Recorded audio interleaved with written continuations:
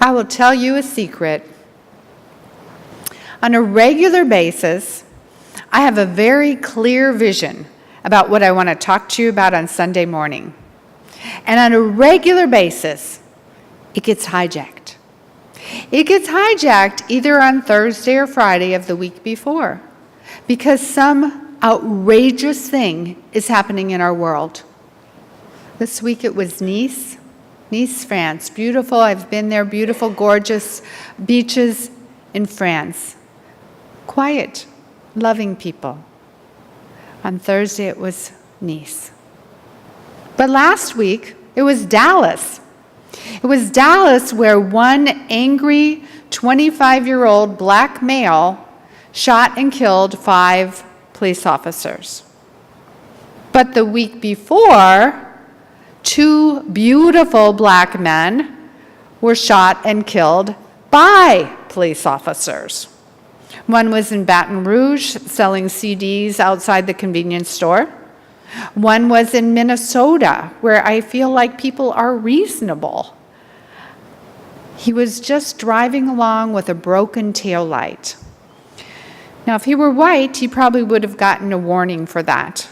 But instead, he got 4 bullets shot into him, and he's no longer with us on this planet. The week before that, it was suicide bombers in the Istanbul airport in Turkey. It just goes on and on. Have you noticed how crazy it's gotten? Every few days, we hear a crazy thing, another atrocity, another tragedy that's happening in the world. And that seems to have a collective impact if we let it. The collective impact is just adding a little bit more fear into everybody's life. And that is what we have to watch out for. That is the problem. Because fear will do us in. Fear will divide us. Fear will paralyze us. It feeds hatred. It is capable of taking the human race and turning people against people. FDR said, the only thing we have to fear is fear itself. So what do we do? What do we do as individuals with all this going on in the world, all this tragedy? We have to find hope amidst the fear. So I want to tell you a story of Lorella Willis, if you already don't know who she is. She's a woman that after the police shootings happened in Dallas, she decided, I must do my part. She's white. She lives in a suburban neighborhood in Chicago, and she made this handmade sandwich sign. I don't know if any of you have seen her, but on the front and the back, she made it, and she wrote on there, Black Americans, I'm sorry. And then she went to the worst black ghetto in South Chicago and walked the streets. So far, she's walked 57 miles, saying to the black Americans, I am sorry. I am sorry for how you're being treated. I do not agree with it. When they interviewed her, she said, I might be only a party of one, but I'm going to give you all the support that I have. I don't want to hear lip service. I want action. She's my hero, Lorella Willis. She is hope amidst fear. Immediately when I read her story online, I wanted to go and walk with her. I was so impulsive. I wanted to absolutely quit my week, cancel all my appointments, cancel my obligations, not be here. I wanted to be in Chicago walking with her. And then I got a little grip on reality. And I said, Patti, slow the roll. Let's get a plan B. What can you do locally? What can you do right now? And I thought about it. And then I thought, today's the day I can do something right here at the Unitarian Fellowship of Houston. I would like anybody who is able to stay with me after the service today to hold a banner that says Black Lives Matter. And I want our picture taken, and I want it on our website, because I want the world to know that we here at the Unitarian Fellowship of Houston, Texas, believe the same thing. I'm sorry to Black Americans. I'm sorry that the way you've been treated. We here stand on the side of love. We here stand for that hope in the midst of fear. So what else can we do to get to the hope and get past the fear?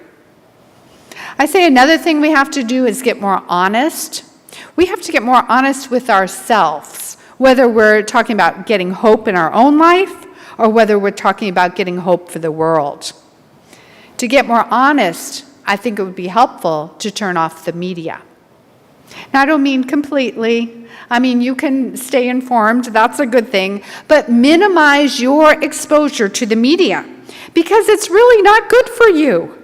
I mean, think about the credo that runs in media. They run by this creed: if it bleeds, it leads. Now think about that. Bleeding people is the lead story. And not only do they show us those images once, they show them over and over and over again. They explore it to the nth degree. And what happens, it collectively is PTSD. We're all suffering from a little bit of post-traumatic stress disorder because of it. So we have to fight that by turning off the media and remembering what fear really is. Fear, F-E-A-R, false evidence appearing real. Yes, atrocities are happening in the world, and we have to stop that. But I don't think we can really work very well together if we have this everyday dose of fear handed to us from the media. I heard a speech that President Obama gave not too long ago where he said very clearly, ISIL is not a threat to our national security. I heard him say they are a small extremist group that we have to stop, but they are not a threat to our national security. They are not in the same ball game that we are in or other superpowers in the world. They are a small extremist group that has to be stopped. But the media makes it seem different than that. It makes it seem that, ISIS and ISIL is right around the corner, everybody. Some of the talk shows, some of the news shows say, really, the problem is Muslims. We have to watch out for Muslims. We have to be afraid of Muslims. Now, here's where we need a little bit more honesty. It's not the Muslims. There are 1.6 billion Muslims in the world, billion with a B. We are not fighting 1.6 billion people. We're fighting a small extremist group that has to be stopped. Then last month, I heard an interview on NPR where a reporter was talking to the FBI agent who was in charge of the mission of shutting down ISIL. It was pointed out to the agent that, this was a projected goal, 3 years in the making, that you have 3 years to shut down ISIS or ISIL. And 2 years have already passed. So the reporter wanted to know, how's it going? You only have 1 year left. How's it going? And do you know what that FBI agent said? He said, well, actually, we're ahead of schedule.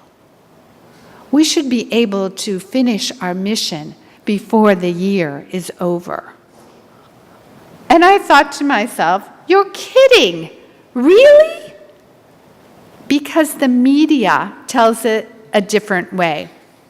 Be careful of what is pumping fear into you.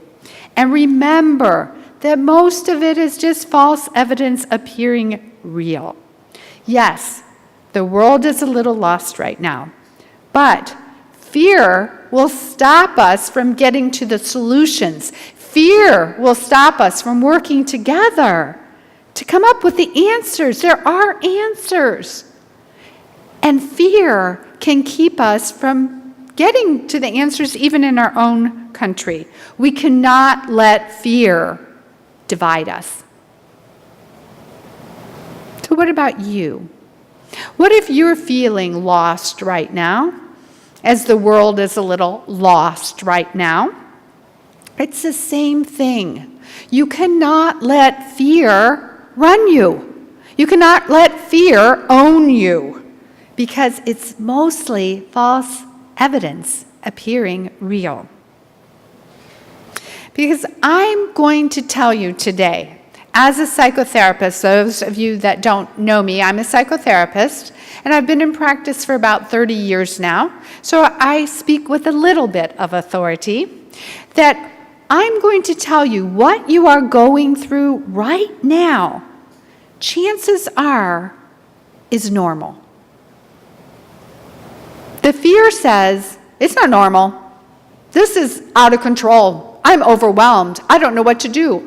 My life, I don't know where I'm going. I don't even know who I am. I'm not good enough to figure this out, which isn't true.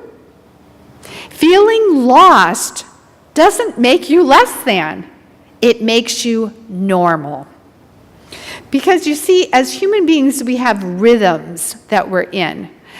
Of course, you're familiar with circadian rhythms. The circadian rhythm, circa meaning about, and dian meaning day, it's about 24 hours. We have this rhythm that happens, and it's the daylight and the nightlight and the daylight, and we eat, and we're in this rhythm all the time. But we also seem to have an emotional rhythm, and that lasts about 7 years. Research shows us people change jobs about once every 7 years. People move houses once every 7 years. There's a 7-year itch in marriage, and there's a peak in divorces about 7.5 or 8 years. In fact, when I was researching this sermon, I came across a website that challenged me to do an experiment.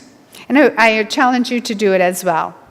The author said to go back as young as you could be and remember a significant event in your life, and then add 6 to 8 years over and over again in your life and see if that's when you've been doing your shifting.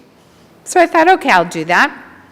For me, I started at age 3 when my biological father left our family. I added 7 years to that, age 10. That was the most traumatic move of my life. I had been in the same school my whole life. I had the neighborhood friends. I knew everybody. And at age 10, just about ready to go into the 6th grade, I had to start all over again.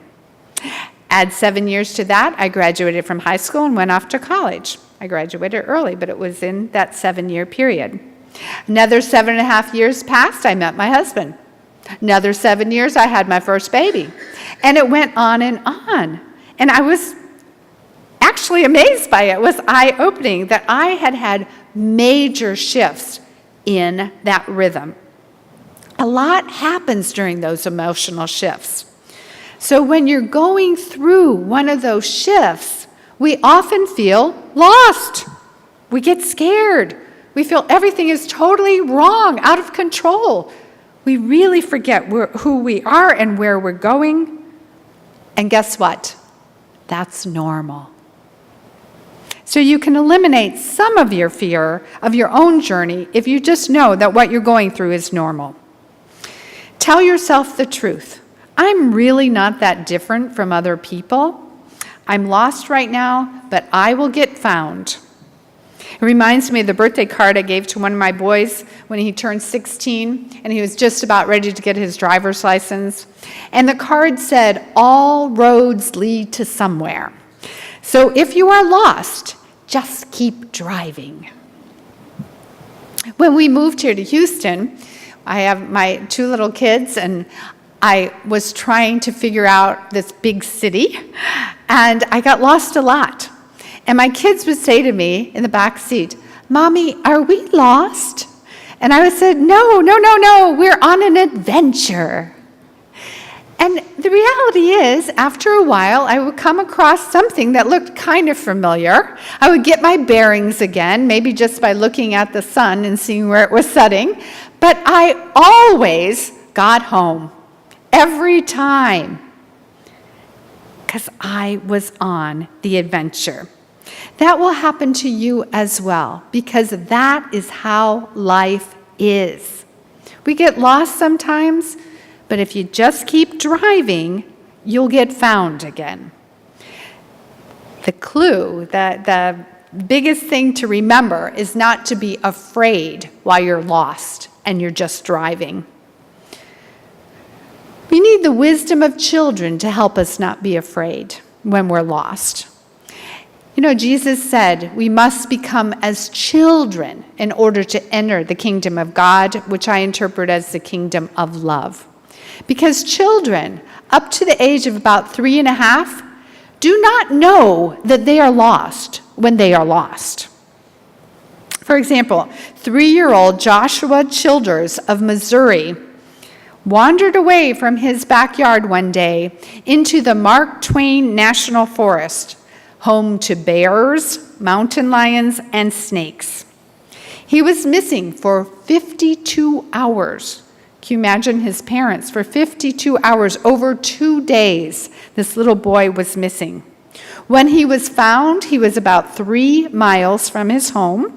He was lying on the ground in the hollow of a tree down by the creek. When his searchers said to him, "Hey, bud," he just jumped right up and grinned. And the rescuer said, "Are you ready to go home now?" And he said, "Yeah." And when he was asked, "How did you get here?" he said very proudly, "I went on a hike." And then he asked for a glass of milk because he was thirsty. He had no fear. He was just on an adventure. And that's what's happening to you as well. We're each on an adventure. Don't be afraid if you don't know which way you're going right now. Just think of Dory in Finding Nemo and Finding Dory. Just keep swimming. Just keep swimming. And before you know it, you'll be in a new space. Though I will admit there are some lost times when we are lost in our lives, periods, that are worse than others. We have to visit at least once in our life, sometimes more of those rhythms, the existential question of why are we here? Why am I here? Who am I? What do I stand for? What am I supposed to be doing while I'm here? What is the purpose anyway? What's it all about? Is it true that the hokey pokey is what it's all about? I'm here to tell you it is true. That's what it's all about. Because when you're doing the hokey pokey, you're doing whatever you're doing in your life, then you have to turn yourself around. That's what life is in those emotional rhythms. We're doing something, we stop that, and we have to turn ourselves around and face the world from another angle. We realize there's actually more to the world than we originally thought.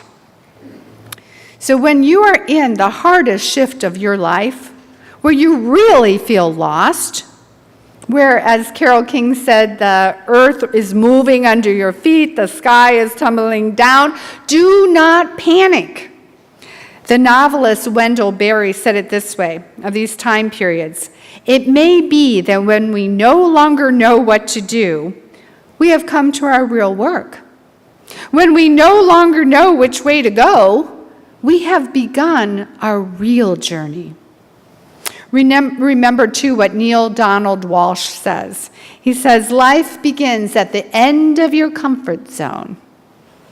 But you can take comfort in knowing that these lost periods where we feel stuck are really just gateways to another part of wisdom on this planet, to a more fulfilling, enriching life. But let's say you want to get there faster rather than slower. There are some things you can do to speed it up when you're lost. Though I'll warn you, the lost period always feels longer than you want it to, because it's so uncomfortable to turn yourself around. So, first thing you have to do is just admit to yourself that I'm feeling lost. Own it. I am lost right now, and I'm losing my place in my sermon. I am lost right now. This is a lost kind of day. All right, to speed up your process, first of all, you have to realize that you are normal. I'm normal. So stop beating yourself up in your process. Just own it. Own that I am lost right now. I have no idea what to do next, and that's okay. If I could give 3 magical words to everyone on the planet, those are the words. And that's okay. Because your journey is okay, exactly the way it is. And being lost is part of everyone's journey. So you're okay. I tell my clients to just own where they are. Sometimes someone will come in. In fact, I had a man come in this week, and he was a broken man. His daughter, his beautiful 21-year-old daughter, OD'd in June, accidentally.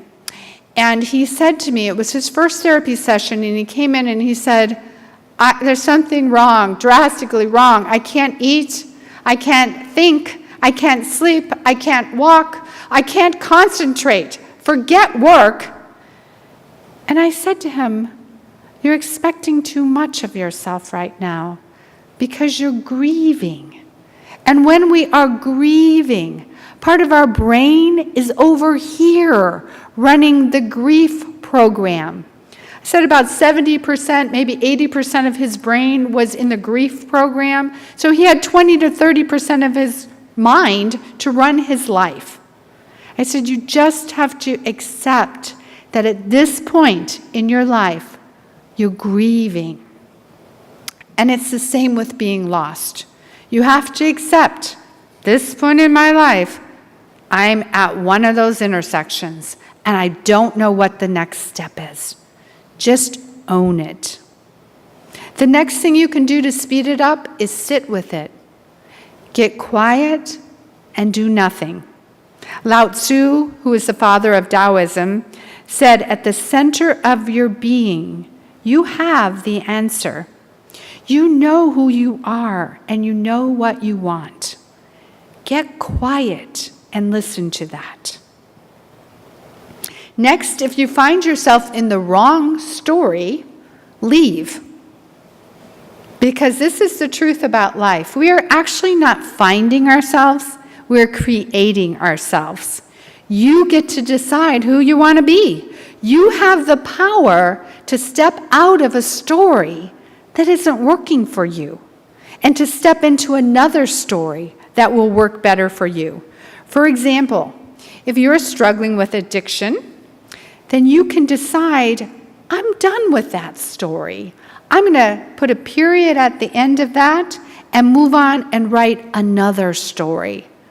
All you have to do is ask yourself over and over again, what would a sober person do? A sober person would not go in that bar. A sober person would not pick up that drink. What would a sober person do? That's what I have to do to step into the story of sobriety. And it doesn't matter if you're having a bad relationship or you don't have enough money or you hate your job, whatever. You can leave that situation. Sometimes I'll have a couple come in and they have a horrible marriage, horrible, one that you would not want. And they're trying to figure out whether or not they're going to end their marriage. And I tell them straight up, oh, that decision has already been made.